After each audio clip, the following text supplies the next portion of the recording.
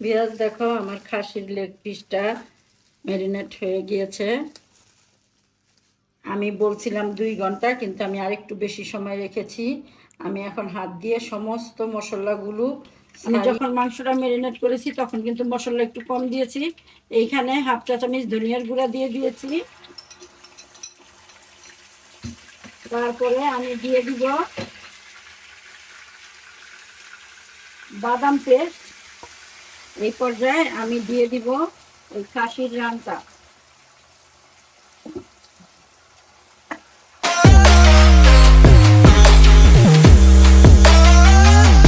আসসালামু আলাইকুম ভিউয়ার্স, আমি আরেকটি রেসিপি নিয়ে হাজির হলাম। আমি আজকে তোমাদের বানিয়ে দেখাবো খাসির রানের রোস্ট। দেখো আমি খাসির রানটা ভালো মতো ধুয়ে এটা 1.25 কেজি ওজনের এইভাবে চিড়ে নিয়েছি সব জায়গা দিয়ে, যাতে মাংসের ভিতরেও মশলা ঢোকে। এখন আমি এই রানটা ম্যারিনেশন করে রাখবো। ম্যারিনেশন করতে যা যা লাগে, এইখানে আমি 1 চামচের থেকে একটু কম নিছি মরিচের গুঁড়া, 1 চামচের 4/1 নিছি হলুদের গুঁড়া, আর এইখানে 1 চামচের 4/1 ধনিয়ার গুঁড়া, হাফ চা চামচ গরম মশলা, 1 চা চামচ লবণ, 1 টেবিল চামচ আদা রসুনের পেস্ট, অল্প একটু পেঁয়াজ বাটা নিছি, 1 চামচ হবে, 1 চামচ হলো বাদাম বাটা, কাজু বাদাম আর কাঠবাদাম মিলানো। এখানে আছে 1.5 টেবিল চামচ পেঁপের খোসা বাটা, আর 2 টেবিল চামচ আছে টক দই। এটা আমি এখন একত্রে মিশাবো।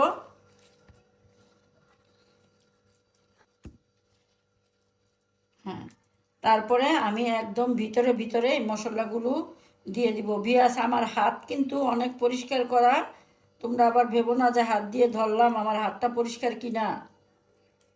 এই যে এইভাবে সমস্তটায় মেখে আমি রেপিং পেপার দিয়ে একদম 2-3 ঘন্টার জন্য রেখে দিব। বিয়াস দেখো আমার খাসির লেগ পিসটা ম্যারিনেট হয়ে গিয়েছে। আমি বলছিলাম 2 ঘন্টা, কিন্তু আমি আরেকটু বেশি সময় রেখেছি। আমি এখন হাত দিয়ে সমস্ত মশলাগুলো ছাড়িয়ে ভাজতে চলে যাব। মশলা ছাড়িয়ে এই যে ভাজতে, আমার এটা পেঁয়াজ বেরেস্তা করা তেল, ভাজতে নিয়ে আসলাম। এখন আমি হালকা করে ভেজে নেব। আমি এই হাঁড়িটা নিছি, ওই ভাজা মাংস ভাজা তেলটাই দিয়ে দিয়েছি।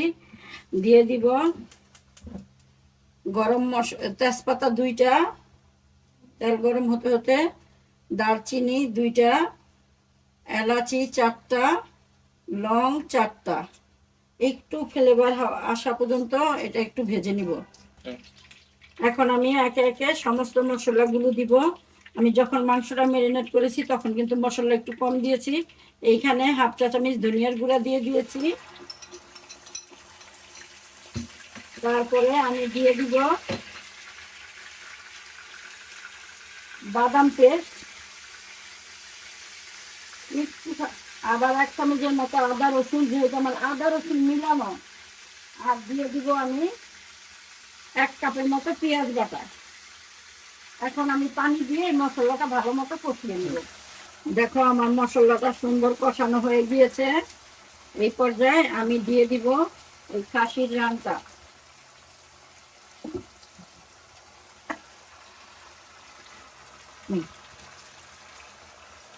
দিয়ে আমি দিয়ে দিব আন্দাজ মতো একটু পানি।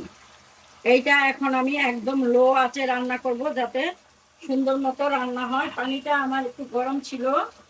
তারপরে দিয়ে দিব আমি এই যে দেখো, এই যে এতটুকু আমার জয়ফল আর জয়ত্রীর গুঁড়া আছে এটা। আর দিয়ে দিব আমি ম্যারিনেটেড করার সময় আমি 2 চামচ টক দই দিয়েছিলাম। এই যে এখন আমি আরো 2 চামচ টক দই দিয়ে দিলাম। এইখানে হাফ চামচের মতো চিনি আছে। আমি এখন লবণ দিব না, যেহেতু ম্যারিনেটেড করার সময় আমি লবণ দিয়েছিলাম। এখন আমি এই পানিতেই একদম লো আছে একেবারে 30 মিনিটের মতো বসিয়ে রাখবো। তারপরে 30 মিনিট পরে ফিরে আসবো। দেখো আমার খাসির লেগ পিসটা কি সুন্দর সিদ্ধ কিন্তু হয়ে গিয়েছে, বোঝা যায় যে হাড় থেকে মাংসটা খুলে আসছে, এরকম বোঝা যায়।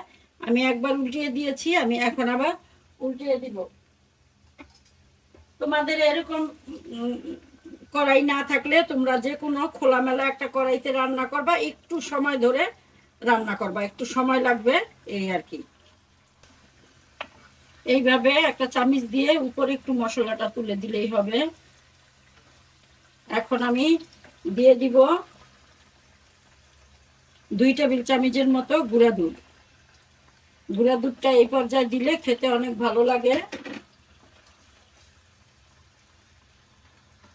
তারপরে দিয়ে দিব আমি কেওড়া জল 1 চা চামচ,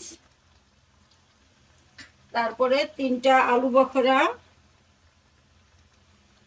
আর এই যে 1 চামচের মতো আবারও আমি এই টমেটো সস দিয়ে দিলাম। দিয়ে কতখানি পেঁয়াজ বেরেস্তা দিয়ে দিব।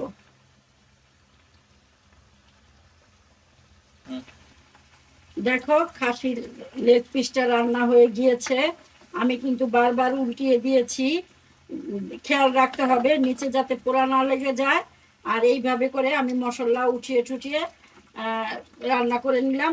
আমার এই কড়াইটার জন্য ভাপ বেরোইতে পারে নাই, ঢাকা দিয়ে রেখেছিলাম, এই জন্য আমার এটা দ্রুত সিদ্ধ হয়েছে।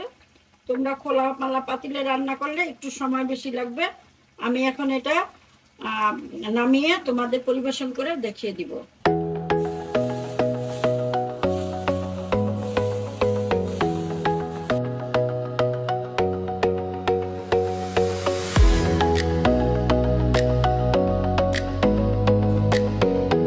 দেখো আমি খুব সহজভাবে খাসির লেগ পিসটা রান্না করে দেখালাম, খেতে খুবই ভালো লাগবে। আমার রেসিপিটা ফলো করে এইভাবে খাসির লেগ রান্না করে খেয়ে দেখো, ভালো লাগলে আমাকে লাইকস, কমেন্ট, সাবস্ক্রাইব করে দিও। ফেসবুক থেকে দেখলে আমাকে একটি ফলো দিয়ে দিও। আল্লাহ হাফেজ।